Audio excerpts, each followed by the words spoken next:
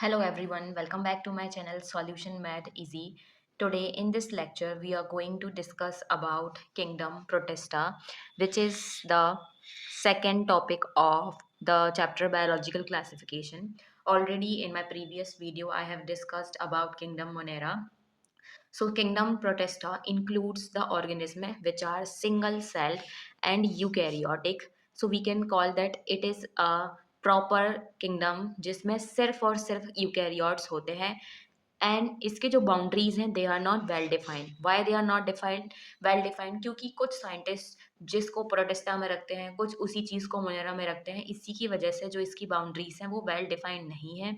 और जो kingdom Protista है ये कहीं ना कहीं एक लिंक बनाता है प्लांट्स, एनिमल्स और फंजाई के बीच में.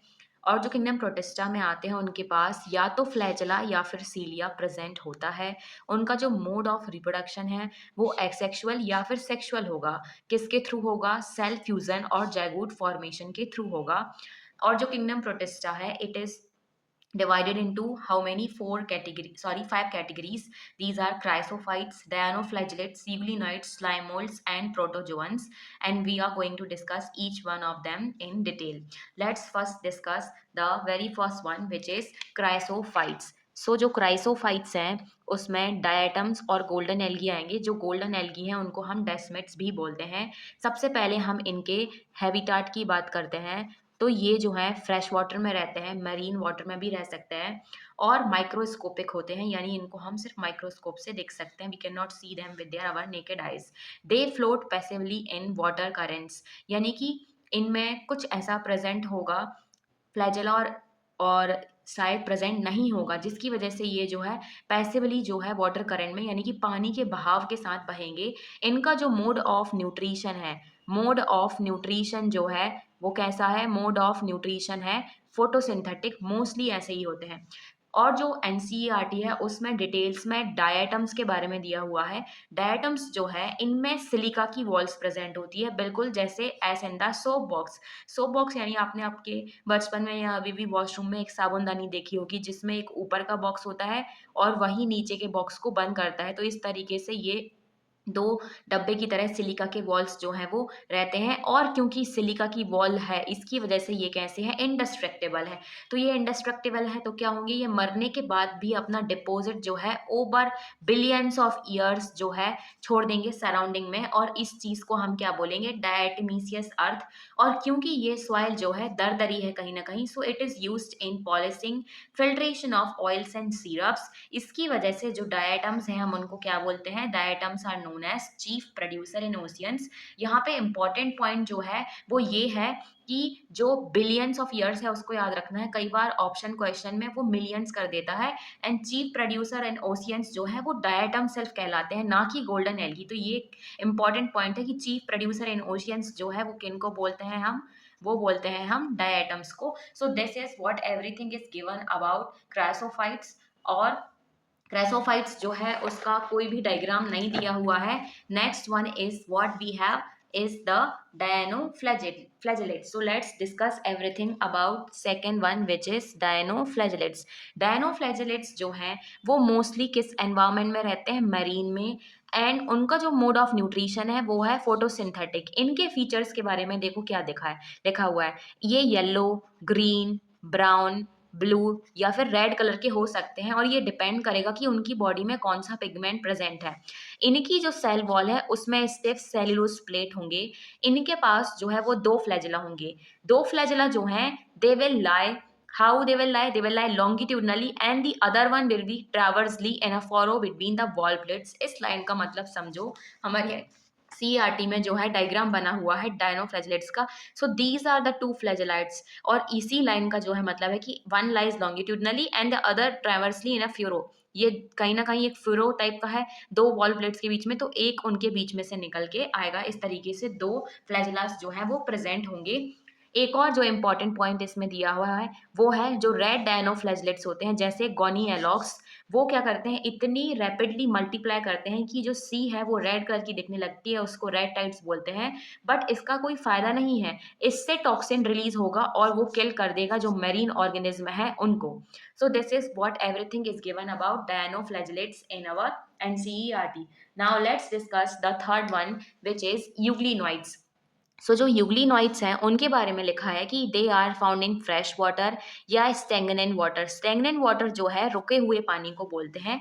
इनमें सेल वॉल जो है प्रेजेंट नहीं होती है, उसकी बजाय पेलिकल नाम की एक लेयर होती है जो कि प्रोटीन की बनी होती है। इसकी वजह से वो कैसे होते हैं, फ्लेक्सिबल होते हैं। इनका मोड ऑफ न्यूट्रिशन भी कैसा है, फोटोसिंथेटिक है। लेकिन जब सन जो है नहीं होगा, इन एब्सेंस ऑफ सन ये कैसे बिहेव करेंगे, हेटेरोट्रॉप्स की तरह, by feeding on other smaller organism. इनमें भी दो फ्लैजेलास जो है वो प्रेजेंट होंगे and these flagellas will be short and the other will be long. तो दो फ्लैजेलास जो है वो प्रेजेंट होंगी। इनमें एक इंपॉर्टेंट फीचर ये है कि जो पिगमेंट है दैट इज इक्विवेलेंट या फिर सिमिलर है हायर प्लांट्स के जैसे। एग्जाम्पल दिया हुआ है Euglena and in our NCERT diagram is also given. This is the diagram for Euglena. As we can see, there are two flagellas, one is short, the other one is long one. Now let's discuss the fourth one which is slime molds. Slime molds जो हैं उनके बारे में देखते हैं। Slime moulds जो हैं वो सेप्रोफिटिक हैं, यानी कि वो सूखे पेड़ पौधे या फिर डिकेइंग लीव्स वगैरह ट्विग्स हैं उन पे फीड ऑन करेंगे। ये जो है प्लाज्मोडियम बनाते हैं फेवरेबल कंडीशंस में, जो कि अनफेवरेबल कंडीशंस में क्या होगा, डिफरेंशिएट करेगा और फ्रूटिंग बॉडीज बना लेगा कुछ इस तरीके से। ये जो फ्रूटिंग बॉडी है उनके टिप्स पे क्या होते हैं, स्पोर प्रेजेंट होते हैं जो कि बहुत ही रेजिस्टेंट होते हैं किसी भी एडवर्स कंडीशंस को, और जैसे ही फेवरेबल कंडीशन आएगी वापस से वो फ्लोरिफ्लेट करेगा and they are dispersed by air currents. And there is also diagram given in our NCERT of slime mould. So this is how the slime mould looks like. Now we will discuss the last one, that is fifth one, which are protozoans. तो जो protozoans जो है ना, protozoans जो हैं they are called primitive relatives of animals, और ये चार ग्रुप्स में डिवाइडेड हैं। And very important thing here is that they all are heterotrophs. ये सारे के सारे कैसे हैं, हेट्रोट्रॉपिक हैं, यानी कि ये सिर्फ दूसरे ऑर्गेनिज्म पे फीड ऑन करेंगे either as predators or as parasites. Now ये जो चार तरीके के प्रोटोजोन्स हैं, let's discuss them in detail. So these are the four types of protozoans. First one is amoeboid protozoans, next one is flagellated, then ciliated, and last ones are sporozoans. Let's discuss each one of them one by one. जो amoeboid protozoans हैं, सबसे पहले हम इनका habitat जो है वो देखेंगे। तो ये फ्रेश वाटर, सी वाटर या फिर मॉइस्ट सॉइल जो है वहां पर मिलेंगे। ये क्या करते हैं, मूव करते हैं और कैप्चर करते हैं अपने खाने को by putting out pseudopodia false speed just like amoeba में। तो सीडोपोडिया का मतलब समझो क्या होता है, यही सिमिलर जो मूवमेंट होता है हमारे WBC व्हाइट ब्लड सेल्स में पाया जाता है। तो इनकी बॉडी जो है फ्लेक्सिबल होती है, और सपोज कि खाना यहाँ पर आया है तो ये अपनी बॉडी को ऐसे मूव करते जाएंगे, ऐसे मूव करते करते फिर यहाँ से ज्वाइन कर लेंगे और ये जो खाना है वो अंदर चले जाएगा।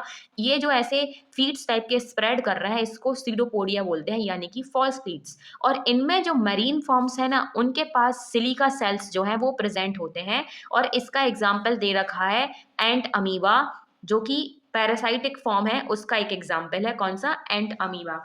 Now let's discuss the second one which is flagellated protozoans. तो ये जो है फ्री लिविंग है, पैरासिटिक भी हो सकते हैं, और इनके पास as the name is suggesting flagellated, तो फ्लैजेला प्रेजेंट होता है। जो पैरासिटिक फॉर्म है वो डिसीज कॉज करते हैं, और इसका ही एक एग्जाम्पल दे रखा है स्लीपिंग सिकनेस, और फ्लैजेलेटेड जो है उसका एग्जाम्पल दे रखा है trypanosoma. Now let's discuss the third one, ciliated protozoans. तो ये जो है एक्वाटिक हैबिटेट में रहते हैं, यानी कि पानी में रहेंगे, और as the name is suggesting इनमें जो है सीलिया प्रेजेंट होगा। इनकी बॉडी में एक कैविटी होती है जिसको बोलते हैं गलेट, और इसका एग्जाम्पल दे रखा है पैरामीशियम। इसका जो है हमारी बुक में एनसीईआरटी में डायग्राम भी दे रखा है। So this is how the paramecium looks like, और इसमें जो है कैविटी प्रेजेंट होती है, वहां से जो है सारा खाना अंदर जाता है एंड वहीं से the water reaches outside. Now let's discuss the last one which is what? Sporozoans. Sporozoans जो हैं वो इंक्लूड करते हैं कोई भी ऐसे ऑर्गेनिज्म जिनमें इन्फेक्शियस स्पोर लाइक स्टेज होती है उनकी लाइफ साइकिल में, और इसका एग्जाम्पल दे रखा है प्लाज्मोडियम. प्लाज्मोडियम एक ऐसा स्पोरोजोन है जो मलेरिया कॉज करता है. अगर आप में से अभी तक किसी को लगता है कि मच्छर जो है वो यानी कि मस्कीटो आपको लगता है कि मस्क्यूटो जो है वो कॉज करता है malaria, so the answer is incorrect, क्योंकि जो मस्क्यूटो है वो एक ट्रांसमिटिंग एजेंट सिर्फ है। ट्रांसमिटिंग एजेंट यानी कि वो एक ऐसा गाड़ी है, समझ लो, जो जो डिसीज कॉज करने वाला है ना उसको ट्रांसफर करता है from one body to another. But जो एक्चुअल पॉजिटिव एजेंट है वो कौन है मलेरिया का? प्लाज्मोडियम नाम का स्पोरोजुअन जो है वो इसको कॉज करता है। So this is what is everything given in our NCERT regarding what we call protista kingdom. That I have discussed everything in the comparative form because it's very easy to remember in this way. Now let's discuss some important questions regarding this. Get the question number 1. Chief producers in oceans are desmids, diatoms, archaebacteria, all of these. So we have seen that diatoms are the chief producer in ocean. So option 1 is correct. Red tides are caused by red algae, dinoflagellates, slime molds, chrysophytes. So red tides are caused by dinoflagellates. Option second is correct. Third question is, most of them have two flagella. One lies longitudinally and the other transversely in a furrow between the wall plates. Here we are talking about first euglenoids, second paramecium, third gonialogs, fourth golden brown algae. So here we are talking about actually dinoflagellates, and dinoflagellates example given as per the NCERT is gonialogs. Let's look at the next question. Diatomaceous earth is the deposition of cell wall in their habitat by a diatoms takes over. First million of years, billion of years, trillions of years, thousands of years. So billion of years जो है उसके बाद डायटमीसियस अर्थ जो है इकट्ठी होती है। Next question is the protist includes bacteria, fungi, algae, bryophyte. This option is incorrect. Next option, chrysophyte, euglenoid, dinoflagellates. Then vascular plants, slime molds and fungi. Last option is bacteria, algae, protozoa and bryophyta. So the second option is very much correct, that it includes chrysophyte, euglenoids and dinoflagellates. Last question is, which organism behave like plants in presence of light and absence of organic food, but in reverse condition behave like animals? So this is what talking about euglena. So the option, okay, if you can observe it, we are reading this last one. So the option which is correct is euglena, second one. I hope you have seen this one. So the option, this one, second is correct, this one. The second option is correct. So this is what I have discussed everything in detail about Kingdom Protesta. Hope you have liked it. Please kindly like, share and subscribe to this channel for further classes. In upcoming class, I am going to teach you next kingdom. Till then, bye bye. Take care. Have a good day.